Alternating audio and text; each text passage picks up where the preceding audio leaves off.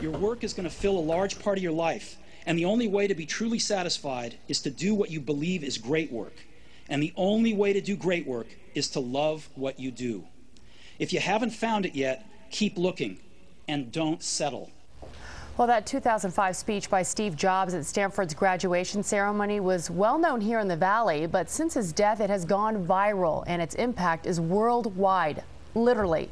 Tonight, NBC Nightly News will introduce you to a Bay Area woman who was inspired by the message to make a difference in the lives of others. I feel like I live my life that way, with the sort of notion that I can just do anything I want. So that's definitely, it's always in my mind. And hearing that Kamel Sugrim is co-founder and CEO of San Mateo-based mPowering, a nonprofit using technology to help the world's poor. You can see more of her story coming up on NBC Nightly News in about 10 minutes. From NBC News World Headquarters in New York, this is NBC Nightly News with... This was our favorite artwork of the day, this memorial image, the Apple logo, and Steve Jobs, credited to artist Jonathan Mack. Private family services were held for Steve Jobs today. And here's some measure of how his fans and customers feel about the Apple co-founder. Those black mock turtlenecks he always wore in public are selling by the thousands at $175 a pop. One company says it's donating the proceeds to cancer research.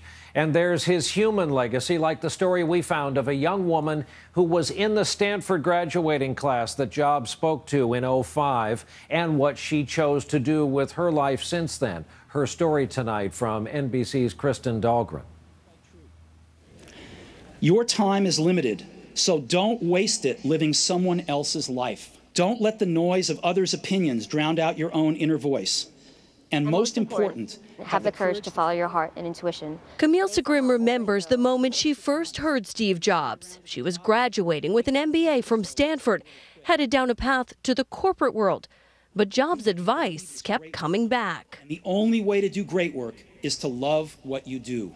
So Sugrim listened to Jobs and her own heart. I absolutely remember this because that's how I jumped off the cliff to do what I love, you know. It led her to India, a small village where life exists on less than $2 a day. Sugrim took her tech background and co-founded mPowering, giving kids not only cell phones, but a way to earn benefits like food and medical care for their families by checking in on a phone app when they go to school. We want to give them incentives around great behavior, like having perfect attendance. Sugrim's goal is big enough, even Steve Jobs might be impressed. We have this really grand dream that we can break the cycle of poverty. We can end poverty, and that's the only reason I'm doing this.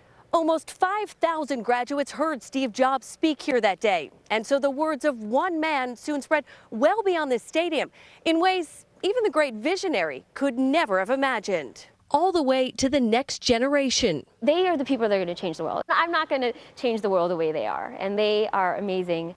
And now, as you graduate to begin anew, I wish that for you. Stay hungry, stay foolish. Steve Jobs' legacy to the iPod, iPad, iPhone, add the inspiration he provided to others. Kristen Dahlgren, NBC News, Palo Alto, California. And that is our broadcast for this Friday night and for this week. Thank you for being here with us. I'm Brian Williams. We hope to